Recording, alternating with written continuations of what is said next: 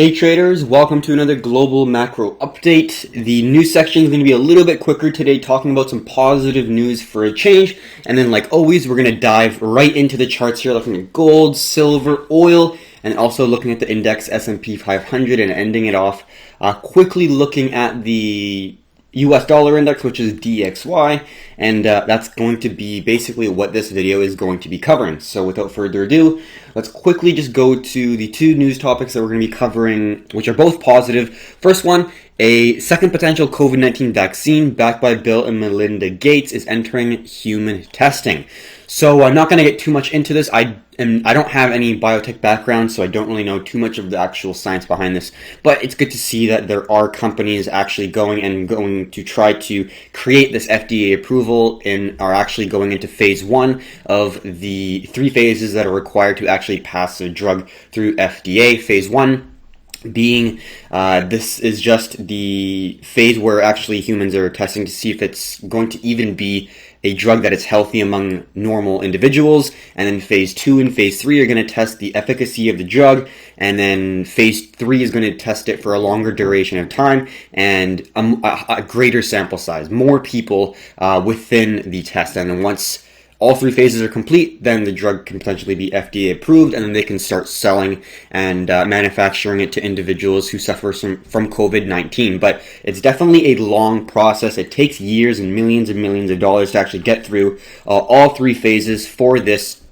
FDA approval. So yeah, it's not going to take instantly. It's not going to be very quick, but we are seeing companies try to develop a drug as really fast as possible and get through all the different phases, so then we can test the efficacy of the drug, and then we can get those drugs to the people who really need it. So definitely good to see that yeah, we're seeing drugs in the market that are developing right now. And also, Inovia Pharmaceuticals is a public company, so you could trade this. I'm not going to go dive into it because I don't really trade equities at this point in time.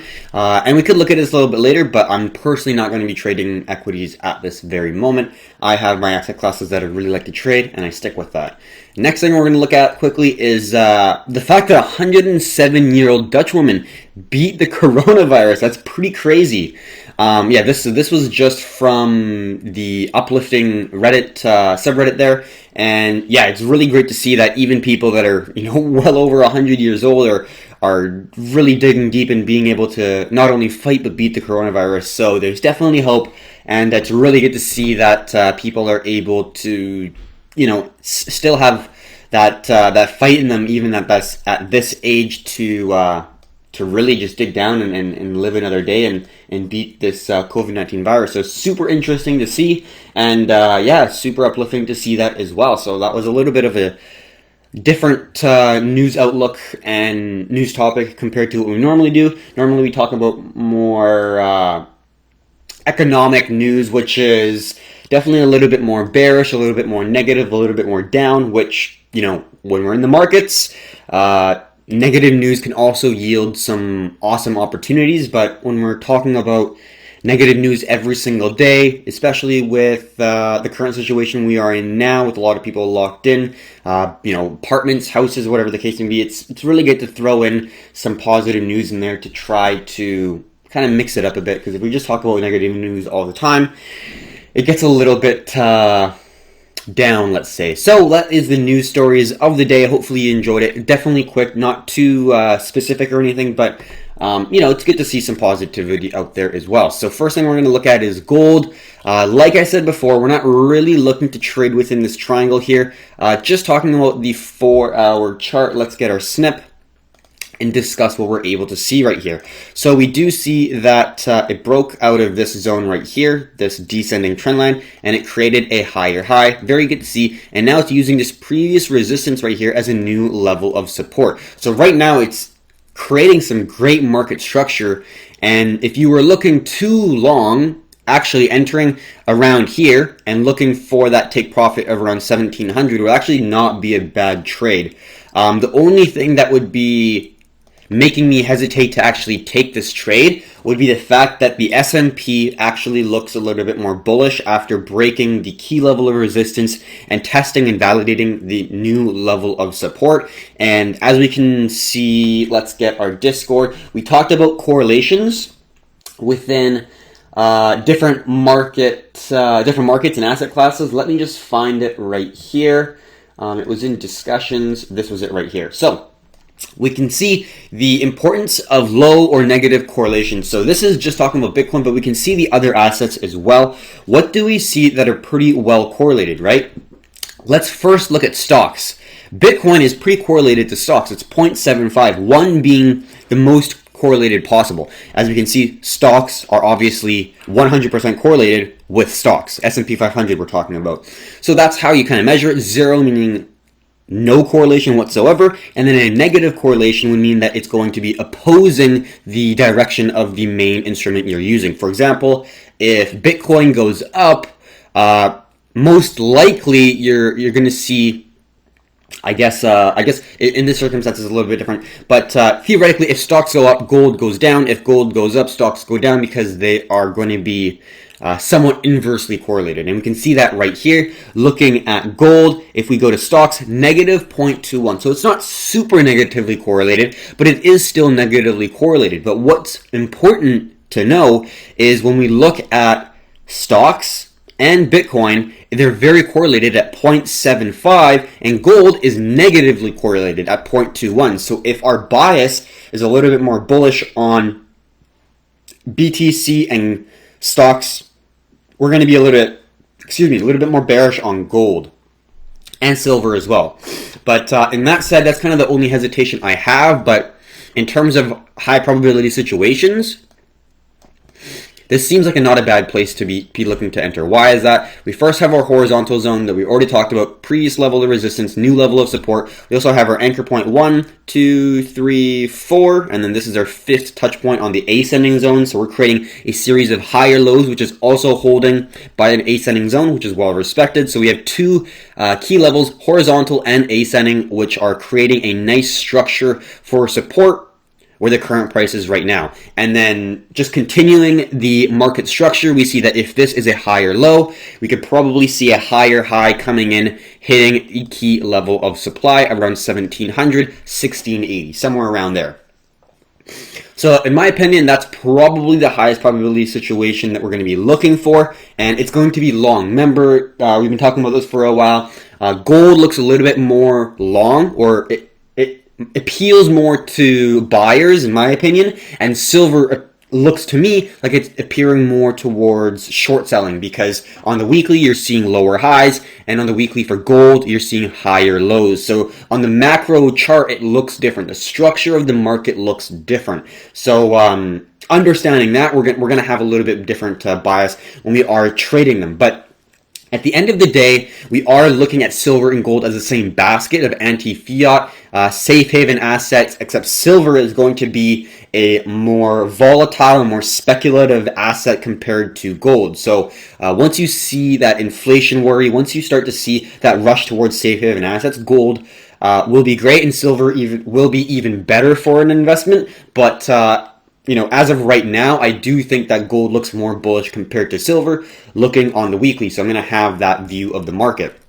So now jumping into the 1 hour here of gold, we see this very, very nice consolidation, retesting the previous resistance right here as a new level of support. We can see there's a squeeze occurring against a descending level of resistance, as we can see right here, and a horizontal level of support. We can make this a little bit bigger. So let's go like this. And just extend that just a little bit so we can see that this support is now held. So in my opinion, the highest probability situation that will yield us a reason to enter this trade is we see this nice key level of support, both horizontal and ascending. So it's a pretty key zone of demand there, right?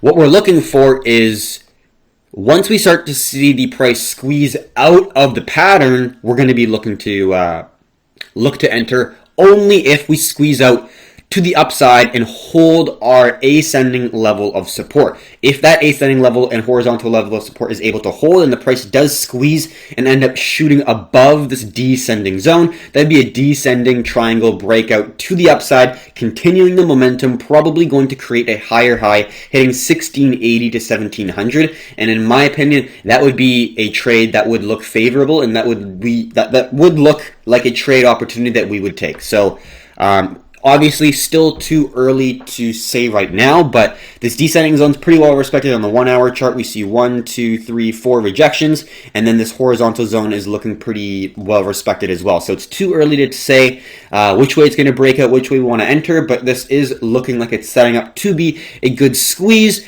poke out, maybe a little retest of this ascending zone again, and then a climb up to test those recent highs of 1700. Would not be surprised if that was the case. So yeah, that's my analysis for gold. Not going to talk about it too much longer because I'm going to keep it very simple and basically just say the two outcomes that we're going to be looking for. One of them we are going to act upon, which would be a move to the upside. And then if we break the downside, meaning that we're going to break the horizontal zone of 1634 and the ascending zone, then we're probably not going to be looking to trade gold. If we're looking for any shorts, silver is going to be the one to short, in my personal view. Now to talk about silver, because we already talked about gold and what we're going to be looking for. Silver is going to be the short, like I said before. Not like my bias for silver is not long at all, because if I'm looking for longs, I just wouldn't enter silver, and my bias will be more bullish on gold. So it makes sense to get exposure on the asset, on the price action that looks more bullish on all time frames, not just a small time frame. So that's kind of why I am using gold for more of a bullish sentiment and using silver as more of a bearish sentiment. Is I know they're very correlated, and I know they're in the same asset class, so they're going to move in a similar direction to some degree. But at the end of the day, you gotta trust the structure of the price action you're trading. And I trust gold to be more bullish structure. I trust silver to be more bearish structure. Looking at weekly, daily time frames, and that's why I'm trading the way I'm trading. So without going into it too far, that's kind of my explanation. Let's now dive into silver. We do see that there's this ascending triangle with an anchor point right here. 1 touch, 2 touch, and we're now getting that 3rd touch there. And it looks pretty well respected. We have a horizontal zone right at around 1450, and the price did make a higher high, so there's a probability that we could hold this new support, previous resistance, and then push above. That wouldn't be a bad thing. We would be looking at gold for that trade, but this is why it's good having a different bias for gold and silver, is we don't exactly know what's going to happen. We really don't. But what we can do is have different expectations, and if a certain set of criteria gets hit on that expectation, we already have a system in place and a trade plan in place that we can use to capture that opportunity. I'm going to get a little bit of coffee, and then we'll continue on. So basically for silver, what am I looking for? I'm looking for a ascending triangle or even an ascending trend line breakout. So very, very simple. I'm looking to see the price break the ascending zone, make a lower low, and I want to see the price retest a key level of resistance or support and create a lower high.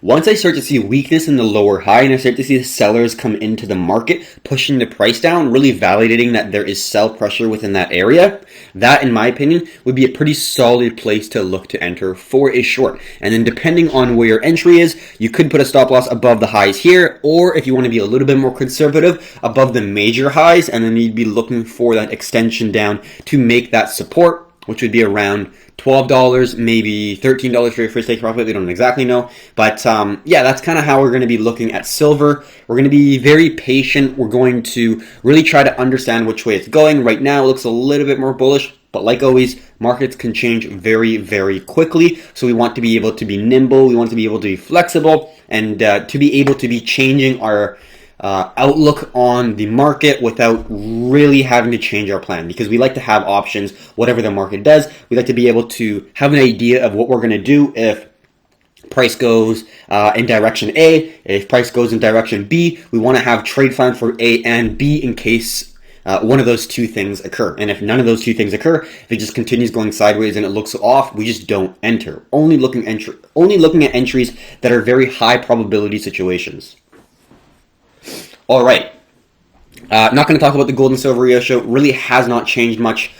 Crude oil, actually, on WTI crude oil, has seen quite a pullback here, hitting the $28 range. Let's just zoom right into the 4-hour here. Yeah, my personal opinion, we have not broken the structure of the push to the upside yet. This is the major low that I would need to see break before I kind of start to see the consolidation sideways. But as of right now, we just had a massive push to the upside, going from $20 to $28 in a very short amount of time. This could still be the pullback here before our next leg to the upside. So I'm definitely not looking to short yet. My bias is short for the longer term, but I do not want to be placing any shorts as of now, thinking that this is the rejection and it's going to go down further. It's just way too early, in my opinion, to assess that, and we want to see a few more touches of this 28 zone and then failure to break above before we look to really enter and use this zone as a key level of supply, because my view is, yeah, there's still a possibility of it going all the way to 35, and I do not want to be jumping in front of a massive train still moving towards the upside. So my personal view on US oil is nothing really too actionable. I don't really want to be looking to enter just yet on it, really. We could draw a nice ascending zone kind of like here. I know it's not perfect. Maybe like this. And then if it breaks that zone, that could be a potential that we're going to have a new move to the upside. We can get another trend line kind of like this. Obviously, both are unconfirmed, but as of now, I don't really see an entrance on US oil for any shorts, and I don't want to obviously long US oil in my personal opinion. So if I don't really see anything, I just don't really enter, and that's going to be the analysis for US oil. Other people might be looking for longs and shorts, but at this point in time, if you don't see an edge in the market, if you don't see an opportunity where you have a really good understanding of how to trade that price action pattern, you should not trade it, because you don't have an edge. If you don't have an edge, you're gambling. You need to have an edge in the market before you enter, because if you don't have an edge, you are literally just throwing your dice and hoping you're going to get a winning trade. You have no backtesting, you have no strategy. You got to have a good understanding of what you're getting yourself into before you dive in. But that is going to be the commodities. Nothing too interesting. Keeping it very simple, keeping it very patient because of the crazy volatility time that we're having here. Yeah, that's basically what we're doing.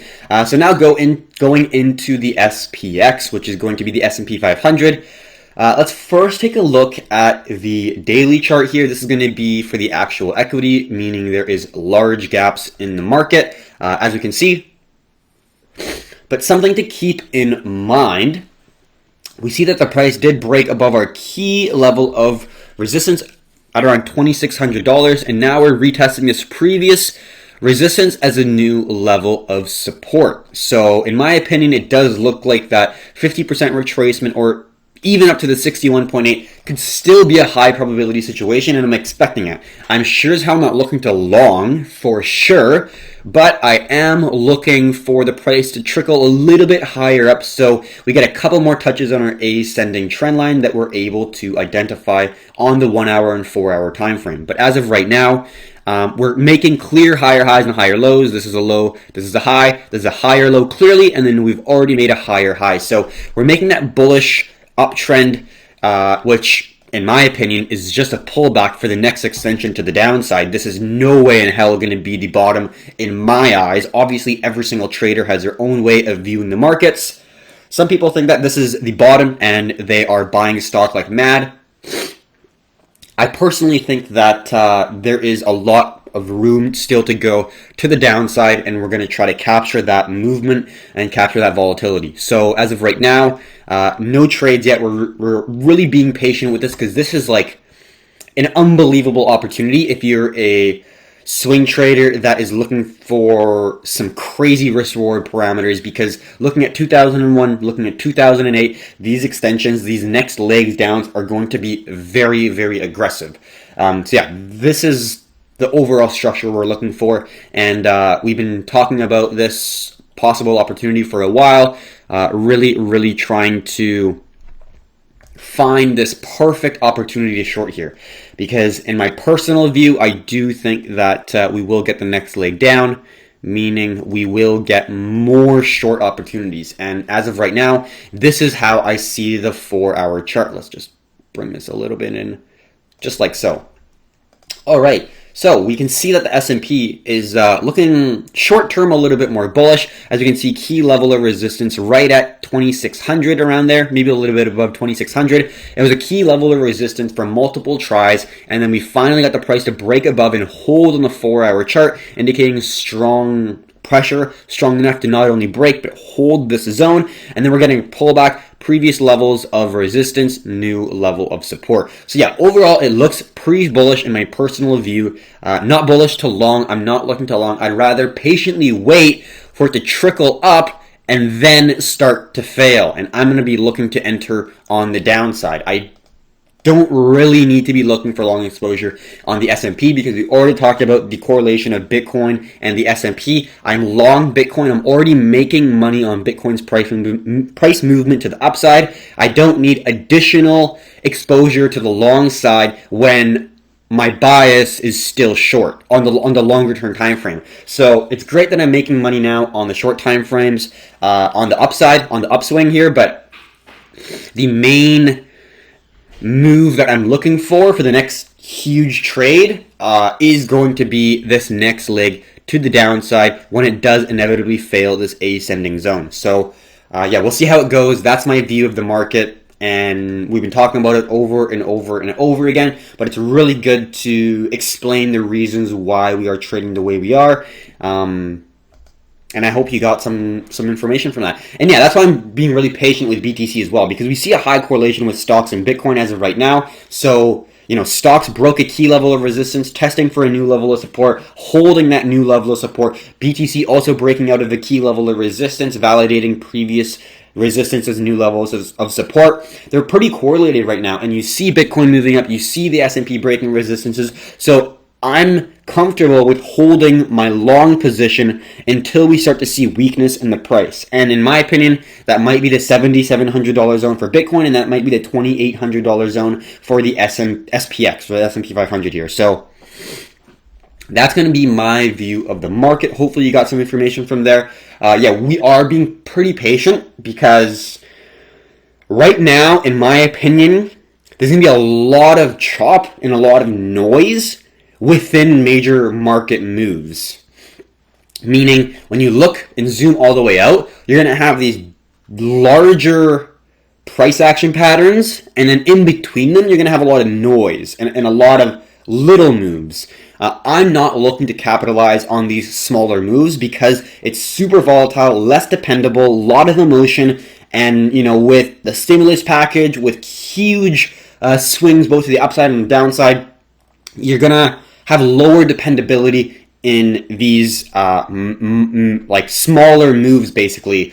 But for the larger moves, if you're able to put on a little bit more size and give a little bit more room, because these don't happen very often, in my opinion, these are going to be the ones that really shape kind of how good of a trader you are, because it takes a shit ton of patience to capture the huge trades, right? It like looking at like the Big Short, for example, they had to not only identify the massive short opportunity, but also put on a shit ton of size and hold the size through the volatility and hold it through the chop all the way down. They're not looking for the small trades, right? They're looking for that one big trade. And in my view, this is that one big trade that I'm looking for, that solid winner that's going to really extend beyond my view of what it could potentially be. So yeah, I am still very bearish on the market. I'm still looking for shorts. I'm still looking for exposure to the downside with significant size with the SPX leverage. But like always, going to be managing risk, but I still want to put on size because I think this is a really good opportunity for a short if you are an active trader in the market. So going to be looking out for that. Going to be commentating and going to be looking at a possible entry while this is slowly coming up and building. The anticipation is exciting, but also, obviously, with the stock market going down, businesses go under, and it's not really great for the economy. But as a trader, we're basically looking for volatility, and this is the next big move that we're going to be looking for. So that's basically the S&P 500 in a nutshell of what we're doing. Hopefully you got some information from it. Also looking at TVX as well. Hopefully it will potentially come down to sub 200s. That would be phenomenal. I would really like that, and then I'll grab a lot of shares before the next potential leg down on the S&P, so that would be a good opportunity. But right now we're not really seeing any reason to enter TVX, so we're not going to. US dollar, not seeing a huge amount of movement here, still under 103, so not a whole lot to talk about. And that is the completion of the global macro update. If you do have any questions regarding, well, why is this on the weekly? A little bit odd that was on the weekly, but if you do have any questions regarding anything we talked about, if you have any questions involving trading, involving the stuff that we talked about in this video, we'd love to have a chat. Definitely join our Discord. It's absolutely free to join, and you'll be able to have a discussion with either Nathan or myself, Keith, who are both members of the Performante team. So we really hope you enjoyed this video. Yeah, a little bit of more uplifting news today, which I hope you enjoyed. And that is the completion of the global macro update. So thank you very much for watching, everyone. And until next time, have a good one.